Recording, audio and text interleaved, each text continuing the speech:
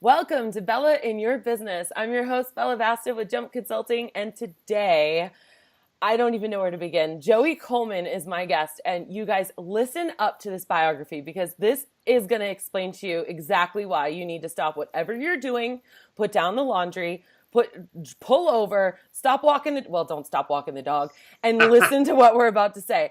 When organizations like the Hyatt Hotels, NASA, the World Bank, Zappos, they need to build their customer experience, they call this guy you're about to hear, Joey Coleman. For over a decade, Joey's helped organizations retain their best customers and turn them into raving fans. And his entertaining and actionable keynotes, workshops, and consulting projects. His first 100 Days methodology helps fuel successful customer experience endeavors at companies and organizations around the world. As a recognized expert in customer experience design and an award-winning speaker at national and international conferences, Joey specializes in creating unique, attention-grabbing customer experiences. And I can definitely vouch for that because he threw it down at Social Media Marketing World. That's where we first met. He works with companies ranging from small VC-funded startups to large Fortune 500s. I mean, he covers the gauntlet with hundreds of mid-sized businesses between. Joey developed his narrative skills as a criminal defense trial attorney. I mean, talk about Renaissance man. And I mean, incredible. It's absolutely incredible. And advised and counseled Fortune 500 companies as a business consultant. He honed his communication and messaging skills at the White House. All right, like this is drop the mic. Like just drop the mic, walk away. Like the White House. The White House. And did things for the Secret Service that he can't even talk about. He's designed artwork and displays at museums. He's featured in juried shows and greases the public of U.S. and abroad. When not traveling the world to over 48 countries and counting, my goodness, for keynote presentations, client workshops, quality beach time, he enjoys watching magnificent sunsets from his mountaintop home in Colorado with his wife and 2 kids. Joey, anything you're about to say right now, I'm going to listen to because your world experiences just blow my mind. Oh, Thank you thanks, for being Bella. I here. appreciate it. Oh, it's my pleasure. It's my pleasure. As you mentioned, we had the chance to meet at Social Media Marketing World. And as anybody who's a regular listener or watcher of you knows, your spirit is infectious and I love it. And when you asked me, I was honored to be asked to be on the show. So I'm excited to get a chance to chat today. Thanks for having me. Yes. What strikes me about you is how personable you are. I've been around speakers before where sometimes they're either having their people like hustle them off to the back room or they're like, no photos, you know. And you and I sat next to each other in Mark Schaefer's known workshop at Social Media Marketing World, just chatting like we were old buddies. I mean, I asked you right then and there, like, hey, would you be on the podcast? And you were like, absolutely. And I was just so honored. Tell me more. I imagine that your whole life, having that kind of attitude towards everyone that you've met has helped get you everywhere that you've been. I mean, would you call it a reinvention or would you call it a living life to the fullest? Because to me, you sound like a Renaissance man. How do you I appreciate that. Through all of these things? I mean, take us back. Well, a couple ways. First of all, thank you. I'm flattered by the reference or the allusion to being a Renaissance man. I mean, it's certainly something that's actually been a goal of mine for a very long time. I think we need to make the most of the life we have, and I've never been fully filled, if you will, by focusing on any one thing. I have a lot, like most people, and I imagine most people listening and watching, I've got a lot of different interests and a lot of different things that I'm curious about and intrigued by and motivated by. And so what I've done throughout my career is if there's a thread that I think is worth pulling, I pull it and I see where it goes. Looking back on my career, it's really easy to see the path, right? So the common thread across all the jobs I've had, all the different careers I've had, the different experiences I've had is a love for why do people do the things they do? Like, why do we behave the way we behave, the decisions we make, the actions we take?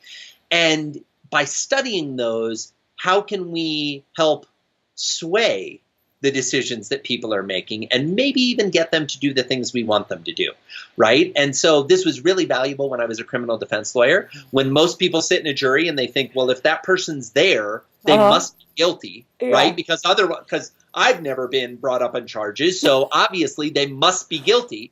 And the reality is they're not. They're not guilty until the jury says they're guilty. And so one of my big jobs was to try to say, like, look, here's your predisposed beliefs about what someone accused of a crime has done, but here's the facts, and your job as the jury is to look at the facts. And so that kind of approach to let's look at the facts, let's build a case, let's see why things are the way they are, has really just translated across all the different jobs and careers I've had, and is frankly a big driver of the decision-making processes that I apply to my own life today. That's incredible. It's absolutely incredible. It's kind of like you've become a professional storyteller that you can like recreate a story in no matter where you're dropped in the world. That's definitely the goal. I mean, if we look at story, it's really interesting. Going back to the earliest days of humanity, what did we do? We gathered around the fire in the cave and we told stories. That hasn't changed. I don't care whether you're telling your stories on Snapchat or Instagram or Facebook Live or in person or in a sales meeting or in a webinar or pitching a client one-on-one or just hanging out with some friends over a beer. We love people who can tell stories, and stories are really how we learn. They're how we make decisions, and they can provide so much insight and guidance that I'm a big fan of storytelling in all of its forms. And yeah, love the opportunity to have the life experiences that I think create some pretty interesting and fun stories to tell. I love that. I absolutely love it. I am doing a lot of personal development on learning how to tell better stories and constantly doing that because I agree with everything that you're saying. And I think every business can apply that. All of our listeners, ask yourself, am I telling a story or am I talking at people, Right. And I think there's a big difference, and there's a big difference in how your audience will listen to you. So let's kind of talk about how do we tell our story in our first 100 days? How do we share with our customers, this is why you should be so happy that you picked me, and keep them engaged. Your first 100 days philosophy, methodology is so incredibly powerful and impactful. I just loved every single second from Social Media Marketing World when you told us about it. So tell our listeners who've never heard about this before. Sure. So the first 100 days is a philosophy and a methodology and a system that I've developed for over a decade now that basically comes down to this. When someone decides to do business with you, from the moment they make that decision on day one, you have 100 days to create a remarkable experience for them. And if you don't do that in the first 100 days, they're not going to be a customer. They're going to leave. They're going to go work with someone else. They're going to quit doing whatever product or service you sold them. However, if you do create that remarkable experience, you can have a customer for life. And the way you do that is you connect with them in a deep and meaningful way early on in the relationship to reinforce the decision they made, to help them get the most out of your product or your service, and to really let them know that they matter to you. And this is something which, to be honest, most businesses today are so focused on how many customers do we have, and are we hitting the numbers, and are we growing fast enough, and how are we going to meet payroll, and all these things, that they stop remembering that the core of all of this really is the customer and how the customer feels on an emotional level. Now, kind of tying story and emotion together, the best stories are the ones that hit us at an emotional level, right? Yes. If I just tell you, stop and think about a factual story. Right. One of my favorite movies is, if you look at the Star Wars movies, right? The Star Wars saga. Okay, here's the facts. Plans are stolen. They chase to find out who has the plans. Right. The plans are used to destroy the base. That's it. Boring. Boring. Yeah, like that's the facts. Yeah. But when we get into the story, now we have Darth Vader and we have Luke Skywalker and Princess Leia and how they interact and how they interact with each other and on their own and what they stand for and what they symbolize. Now it gets a lot more interesting. The same is true for every one of your listeners. I'm sorry, your business is not walking dogs. Okay? Preach it. Preach it. That may be how in a networking environment, if somebody says, what do? You answer, oh, well, I'm a dog walker. I have a dog walking business. Yeah. But what we really, if we dive into the emotional level of what you're doing, as a dog walker, you are providing to that owner something that they know is vital for their pet that they don't have time to do themselves. Yes. And it's probably the case that they feel guilty about that. Yes. Preach it. And they have huge emotional angst, and yet they have you as a potential solution. Now, some of the dog walkers might say, well, that's it. I'm the solution. I'll walk your dog. You don't have to worry about it anymore. They're still going to feel bad about it. They're still going to feel bad about the fact that they should be walking the dog. Right. It's like outsourcing love for someone you really care about, right? Not a good technique. It can be done. Happens in Vegas all the time. But not going to give you the fulfilling interaction that you want. And so taking some of your listeners that are in like the dog walking business, you need to constantly be reminding and reinforcing with that client that not only are you taking great care of their dog, which by the way is the expectation, but that it's okay that they're not the one walking the dog.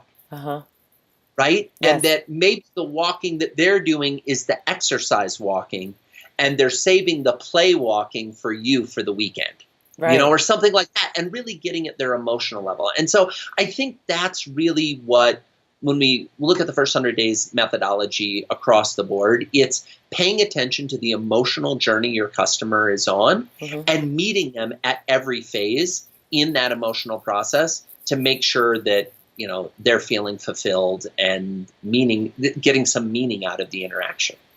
Joey, there is a major shift happening in our industry right now where these technology companies are coming in and people are signing up and saying, hey, we could walk your dog for like $8, right? Like super undercutting. Think Uber is coming into the pet industry. So one thing that we have a lot of discussions on that I really feel like applies to this is the more that you can tell this story, the more that you can appreciate the people that you work so hard to get into your company, you know, these customers, the more valuable you are to them, the more that they actually might perceive you to be worth, therefore might actually pay top dollar because you're taking care of that outsourcing of love, as you said. Do you think that there's a direct correlation between telling these stories and solving these problems and taking care of these people and value and worth and pricing? Absolutely. Absolutely. So at the end of the day, the only reason someone is going to be able to beat you on price is if you haven't given your customer any other criteria to measure you by. Amen. It's that simple. It's that simple. Yes. And all these people that complain, they're like, oh, people are beating me on price. They're coming in. It's like, stop fighting with price. I don't have a lot of sympathy for you. I don't, because if they're able to beat you on price, it means there isn't anything else you gave them that they find valuable. So how do you compete? Now, that being said, I realize that's an easily flippant answer to give and say, well, it's just keep your prices high and don't worry about it, right? You need to show when people come into your marketplace that are going to do the commodity aspect of your service, right? Yes. The walking the dog is kind of a commodity. Let's be honest. A robot could do it. Sure. A teenager can do it. Right. It's not a specialized skill that you have to go to school for. Specialized skill that you have to go to school for, right? So unless you explain to your client why having you walk the dog is better than having Bob down the street walk the dog, then they're not going to fully be able to appreciate what you do. Now, something that I think, and maybe some of your folks already do this, if I was running a dog walking business, I'd do a couple of things. Number one, I would be messaging the owners on a regular basis during our walks, right? I would be sending them video of their dog. I would be sending them photos, because most dog owners, and I'm not a dog owner, full disclosure, okay? You're a cat owner, right? I'm not a cat owner. I'm not a pet owner. Oh, why did I think you have a cat? I have 2 kids. That's plenty. Yeah. I don't need anybody. I have a 3.5-year-old pet and an 18-month-old pet, and those 2 keep me plenty busy. Plus, we travel so much, it would be cruel to have a pet, because where I live in Colorado, if we're going to have a dog, it has to be a big dog, or else it's an appetizer to the wildlife we have here, and it's not going to work. So, but if I what I know about pet owners, Yeah. right? Many of them think of their pets as their children. Mm-hmm. Many of them love their pets more than they love their children. Yes. And there are very few parents that wouldn't love getting a random text message during the day with a photo of their kid. Right. The same holds true with a pet, right? So send them a random message. Send them it. Now, here's the thing. What most business owners do when I give this advice is they say, oh, okay, great. So every day at 10 a.m., I'm going to send a picture of their dog on the same street doing the same thing we've always done. It's like, no, that's not what you want to do, okay? It needs to be random, but it needs to be regular, okay? So it needs to be random, but it needs to be regular so that they feel that connection. Another thing I would do is I would look for ways, let's say, can you give me an idea of ballpark? What do you think the typical dog walker earns from walking one dog in a month? Hypothetically, can you give me a ballpark what you think, Bella? I would think maybe $500 or $600. $500 or $600. Awesome. Yeah. So what I would do is about once every 6 months or once a year, Yeah. I would carve out a little money. I would carve out $20 off of every dog every month for gifting.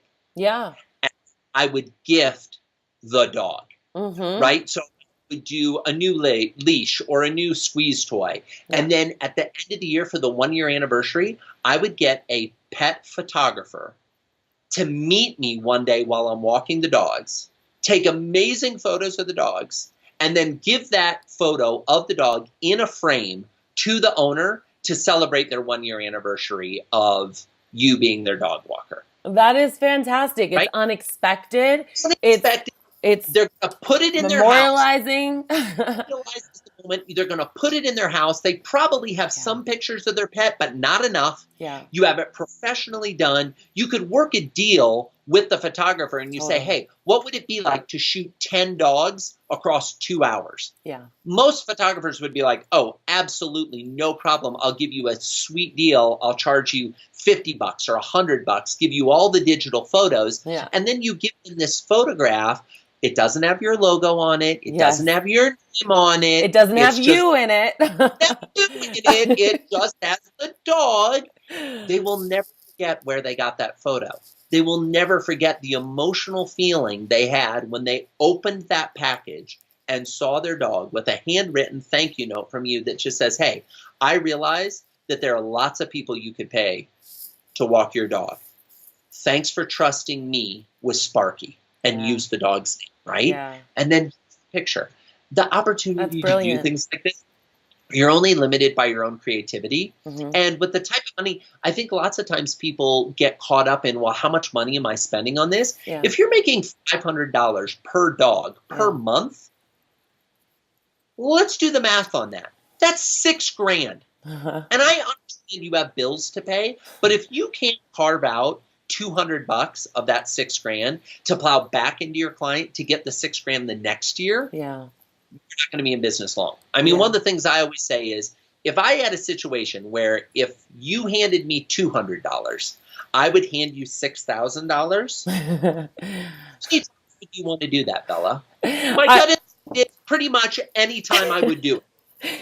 I love that, because that really puts like a really good image in your mind of like, I'm going to give, you can't get that in Vegas. People put $200 down all the time. They'd be so excited that they got $6,000 back. The best return, you can't get that return in the stock market. You can't get it in Vegas. You can't get it anywhere. Yeah. And that's where, what happens is lots of times people say, well, you know what? I did something really special for my clients, Sue and Harry. Yeah.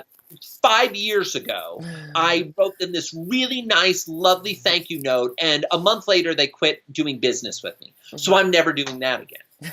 And it's like, really? That's the example you want to use? Yeah. Do 100 of these, and they pay for themselves. Talk about the fact, you're saying on the year anniversary of your relationship. So and I want everyone to understand this, what you're doing is you're celebrating the fact that and your thanks that you've had this relationship with them for so long. This isn't an expected gift at Christmas time where everyone expects it and they're getting lots of gifts from everyone else. It is a totally random thing where they might not even realize that they've had you for a year or 6 months or whatever it might be. And the randomization of it is what your key point is, I think, right? Exactly. 100%. Stop giving gifts at Christmas. Just stop. It's a waste of time, effort, and money. Yeah. Because if I were to ask you, what are the top vendors that gave you gifts in the last 5 years at Christmas? You would probably sit there and go, yeah, nothing comes to mind. I don't even know if I got anything, right? Yeah. But if you look for opportunities, the anniversary of when they started doing business with you, another one is most pets have a birthday that the owners know. Yeah. Why not make that part of your intake form? Yeah. Hey, I need to know your dog's name. I need to know what kind of things they eat or don't eat. What do they like to do? What do they like to play? Blah, blah, blah. By the way, what's your dog's birthday? Yeah. And then give the gift on the dog's birthday. Yes. And that's brilliant, because that just ties back to how good are your systems and processes. So I know people are thinking, oh my God, Joey, Bella, I've got so much I'm doing already. I can't remember to go sit down and write them out. And I never get to the post office and all this stuff. Guys, you do it on the consultation. Like the day you have the consultation with the client, you write it, you put it, if it's a birthday card maybe, or if you're going to send a gift, automize it somehow, but put it in a folder so that you open up your folder for July and you put them all in the mail. They're already done. Absolutely. And, and that's a great idea, Bella. Everybody always thinks, well, there's a couple things at play here. Number one, ink fades slower than memory. Yeah, that's You're good. not going to remember this stuff. So write it down. Yeah. And if you write it down by hand in a notebook, if you get a calendar, like an old-fashioned calendar, and you just write it in onto the calendar, if you put it in the CRM on your computer system, I don't care where you store it, write it down. Yeah. And to your point, make it part of the process. Right. So make it, instead of sitting around waiting for them to mention when their dog's birthday is, which, by the way, is probably never going to happen, make it part of your intake form. Say, hey, to do business with us, you have to fill out this application. And get them have that. all the answers, right? So just add a couple of personal questions to the application, and now turn around and use that. Here's the secret, though. Don't ask information that you aren't going to use. Good point. We've all been in a situation where a vendor asks us for our birthday, and then they never wish us happy birthday. Yeah. And we're like, why did you even ask? Or they wish you happy birthday with a coupon to come into the dentist. Don't even get started. No coupons. Coupons are not a gift for your customer. They are a gift for you. Stop giving coupons and thinking it's a gift. You can give coupons, but don't think that it's a gift or a present for your client, because it's not. Yeah. This goes for anniversaries of your business too, maybe. You're not going to give gift certificate, or I say gift certificates instead of coupons usually, but coupons out, or say, hey, free walk because it's our thing. How about every dog gets a free squeaky toy because it's our, anniversary? That kind of thing.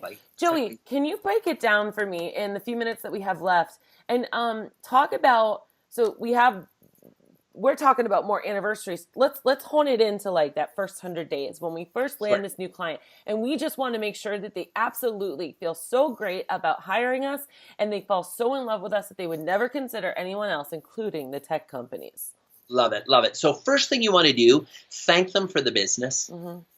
It's so basic, but most companies don't do it. Yeah. So the first thing I would do is, after you've walked the dog maybe 2 or 3 times, send them a handwritten thank you note, which I know means you're going to have to sit down and write it, okay? But guess what? It can be a template that you write the same thing for everyone. I don't care. Reference the dog's name and say, I just want you to know that I take seriously the fact that you trust me with Sparky. I'm loving getting to know him. I feel like we're really starting to bond. This is amazing. We're having a great time together. Thank you for the opportunity to walk him. That's it. That basic, that simple. Then start to give them reasons to appreciate what you're doing. We talked about sending videos, sending photos, via text, little messages that let them know that you care. Pay attention to the dog. One thing I would do so here's, again, I don't own a dog, but I know enough people that do own dogs that I have some insight on this. Regularly, people have a situation where, like, the dog gets some type of an infection or something's going on with the dog, and it becomes clear that you missed it. Yeah. That it's been going on for a while. Yeah. If I were running a dog walking service, I would do a monthly checkup of the dog, where I would just look over the dog for any ticks, any, lesions, anything that's wrong, and just make it part of my process that when I pick up the dog for the 4th walk of the month, I do this spot check and create like a 10-point checklist or whatever that you're going to look at, and then send that to the client and say, hey, by the way, we did Bella's 10 points of beauty. The dog passed 10 out of 10. Everything's great. You know what I mean? It can be corny. It can be fun. It can be playful. That's brilliant.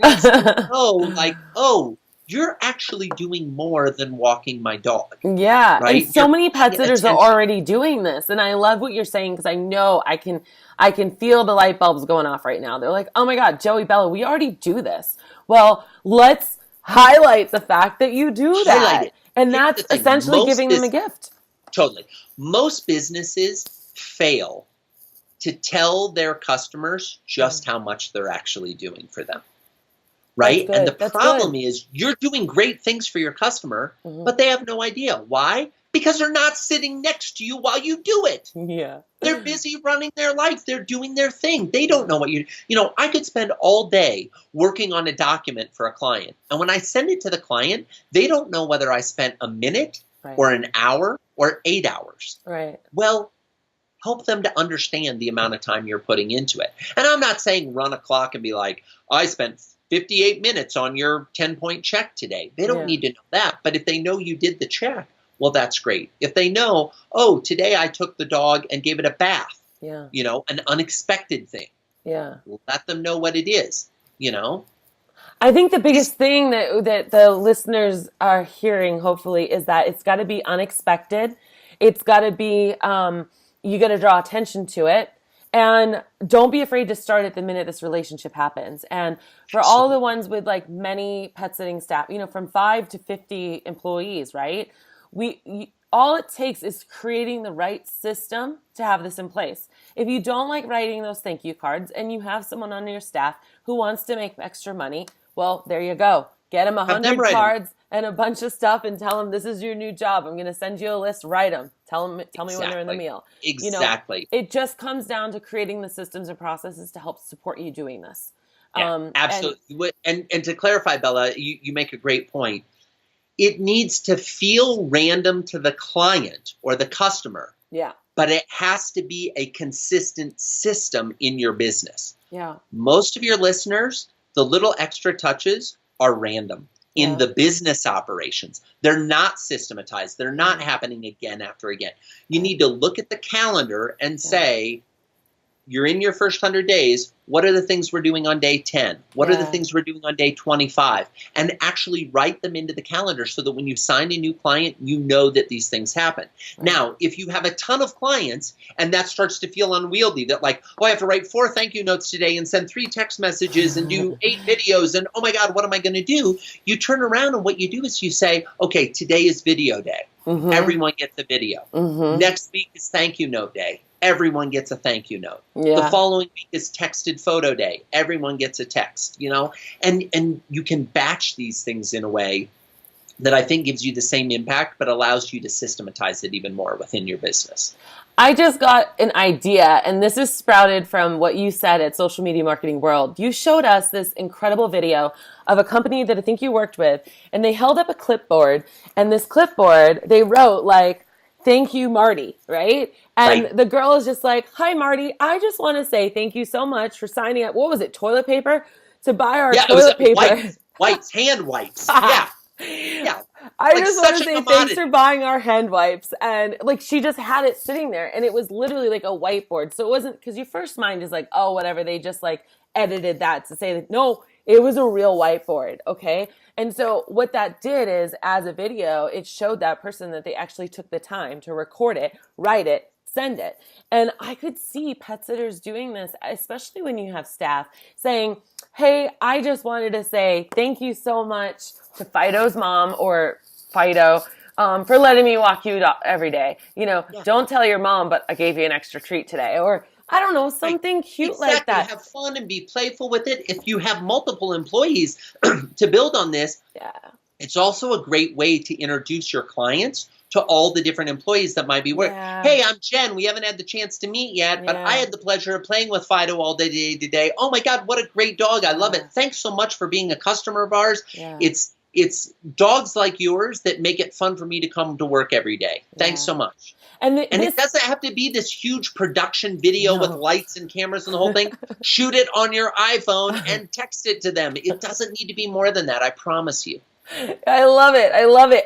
And we are in, this warm and fuzzy business. We are in, Yes. you hit the nail on the head, Joey, when you said people feel guilty. That's why they're hiring the professionals. They hire us for peace of mind, trust, and security. Security Yep. of their home, peace of mind that we came in and didn't throw a party, and trust that we actually came there, and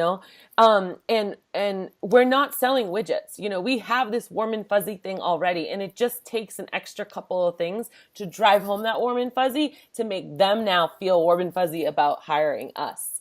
And then Absolutely. they're never going to look anywhere else because there's an intangible, emotional thing that we're giving them. I don't even know how to say Absolutely. that. Well, yeah. I mean, at the end of the day, you're giving them a feeling. Yeah. You're Hooked giving on them a a feeling. And the more feelings you can give them, Yes. the more they will stay with you. Yes. That's it. Because we live in a society where increasingly our interactions with business feel very cold. Mhm. They feel impersonal. We feel like a number. We feel like we don't matter. Yeah. It is never in the history of business been easier to connect with your customer than it is today. Totally. Never. Because of So video. make the most of it. Video, phones, just even the fact that everyone else is lowering the playing field makes it easier for you to stand out. Back in the day when it was like a small village with 8 stores, it was hard because everyone knew everyone and it was a lot more difficult. Now, it's like everybody feels like they're being treated like a number. It's not hard for you to make your clients not feel like they're a number. Joey, that is so incredible. And we are at the end of our time here today, but I know that everyone is hanging on every single word you're saying. So how can they just absorb more of all your goodness and learn from you? What do you got coming up and how can they get more? I appreciate that. So the best way to find me, it's funny. Bella and I met at Social Media Marketing World, and I am not a big social media marketing guy at all. Hilarious. In fact, it was just the running joke of the event. Like I was the keynote speaker, and I think at the time I took the stage, I think it was 164 followers on Twitter at the time. Not very big on social media at all. The best place to find me is to go to joeycoleman.com. Joey, like some 5-year-old, and Coleman like the camping equipment, right? Coleman.com, joeycoleman.com. There you'll find videos, you'll find blog posts where I talk about how to apply these different types of techniques and strategies to help you keep your customers and really grow your business. There's also, I would encourage you to consider signing up. There's a free starter kit that outlines the 8 phases that your customer will go through in the first 100 days and how to use these various tools of in-person interactions, mail, video, emails, gifts, and presents to make those interactions so memorable and so remarkable that they keep staying with you as they transition through their time as a customer. That's fantastic. The best thing about all of this is that it's so universal. You can apply this to those Fortune 500 companies, and you can apply this to a solopreneur just walking dog, all by themselves walking dogs. Absolutely. 2 quick points to that. Yes. Number one of the big things people always ask me is they're like, oh my gosh, I'm a solo entrepreneur. Where am I going to find the time to do this? Okay. It's actually easier for you as a solo to do this than as a big company. Number 2, this applies regardless of what business you're in. I always tell people, do you sell to human beings? Because if the answer is yes, this applies to you. If you don't sell to humans, well, then maybe it doesn't apply to you. Okay.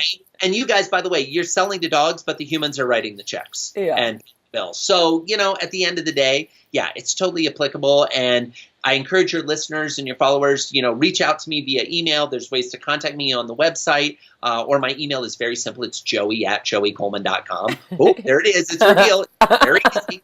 If you have any questions about this, don't hesitate to reach out. Happy to help and support in any way. Because my goal, my mission is to raise the bar on customer experience on the planet. I want people to have remarkable experiences with your business, because if they have a remarkable experience with your business, they're going to demand it at the car wash and at their bank and at the restaurant. Yeah. And when they start demanding it there, those businesses have to up their game, which means when you do business with the car wash or the bank or the restaurant, you have a better experience. Yeah. And all boats rise together.